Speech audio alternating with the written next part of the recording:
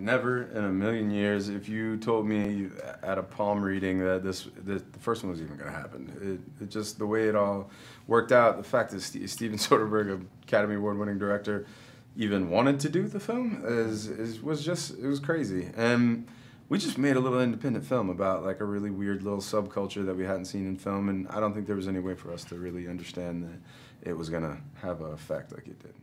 I mean, I liked it, you know what I mean? Like, I don't know if it was made for me, you know. But I specifically did, you know, make it for you. Made it for me? It's the whole reason why I made it. Wanted you to watch it. I'm touched. Whatever. Sorry, I'm still getting over the fact that Twitch didn't like my movie that I made for him. I didn't know. No, it's fine. Whatever. Well, it's fine. You should have told me that you know how I feel earlier, about so you know wouldn't have to do it on camera. Well, you know how I feel about Pawnee, and it's just okay. Recover. Yeah. Sorry. Yeah. So look, you can't do a sequel without people like liking the first film, and you know, we luckily were left over with a lot of just creative content that couldn't make it into the first film that actually happened in real life. Like the convention really happened, the road trip up there really happened. You know, we embellished all the stops along the way, and the characters and everything like that. But that was pretty much it, you know. And I really did want to make a movie that gave the characters in the first film more of a story, more of a chance to really, I guess, unfold and like really explain who they are and what they want, and you know what their fears are, so on and so forth. Yeah, I think the magic is missing in his life a little.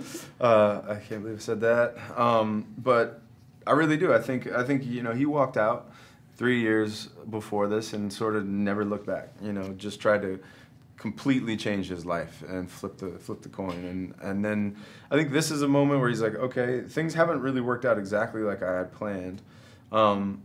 My business is fine, you know. It's not getting to the place where he really wants it, because it's hard. You know, running a business by yourself is not easy. And ultimately, I think this comes back into his life at a very interesting time where he really does need to like sort of reset and recalibrate, you know, what he wants to be, where he wants to go from there. And I think, you know, find a little bit of that wildness again. Well, Malik is like just a dancer that I think was, you know, pulled in by Jada's character to exercise what he does really well, for the benefits of the ladies that come to the club, and with that, I mean, he's just a raw dancer. So I think, you know, with Mike and his crew showing up about doing a bigger show, is something that he had never done before, because he's only been dancing in that house for a little bit. So I think the prospect of getting on stage and doing a full routine and all of that, you know, he might feel a little differently than Mike did about it, because Mike had done the corny routines and the costumes and all that, whereas Malik only dances by himself. You know what I mean? Like, Malik is there by himself, and then in another room with somebody else. So to share the stage with somebody wasn't exciting. Yeah, I think you know, we were going to call this movie The Last Ride, you know, and it is in a sorts for these guys, you know. I think the time has come for them to have to do a bit of what Mike did 3 years ago and figure out, like, what is next. Like, they've sort of been living in this, you know, fraternity of guys, like this forever keeping the party going, and I think it's a really, really cold splash of water in a lot of different ways, where they kind of have to start asking themselves why they wanted to do it in the first place, you know, as kind of an end, a means to an end in some strange way, which is, you know, it ends in a celebration and a nostalgic one, and, you know, kind of having climbed the mountain for the last time and learning something about themselves and hopefully where to go from here. That was my whole dream. I mean, look, I'm like a fan of Twitch's from the first time ever he was ever seen by anyone on TV. And I've just followed him since then. And I think he's basically, you know, our times like Fred Astaire, you know, Gene Kelly, and I really do believe that people are only seeing the beginning of that. I think it's just the scratching of the surface. And you know, for me, I didn't want to just do another version of Pony by myself on stage to probably not even as epic of a song. So I don't know, it was just logical to try to, you know, bring someone else in, a professional. And then when you think about the how big of a performance concept that is for the world that they brought it to. This I don't think that's really ever been done or thought about, for that matter. You know what I mean? That much thought into that kind of performance. I think you know, look, Soderbergh has an unbelievable just fingerprint, you know, like in every single, you know, it's a Soderbergh movie, you know, it's just undeniably his. And I think Greg has that exact thing, but they're just different people. They come from different places. They have experienced life in different ways. And Greg, when you watch the movie, you definitely feel a difference in the film, even though it still lives in the same world as the first film, aesthetically, character-wise. But you know, Greg is just I don't know, like Soderbergh's definitely, I think he's a thinker.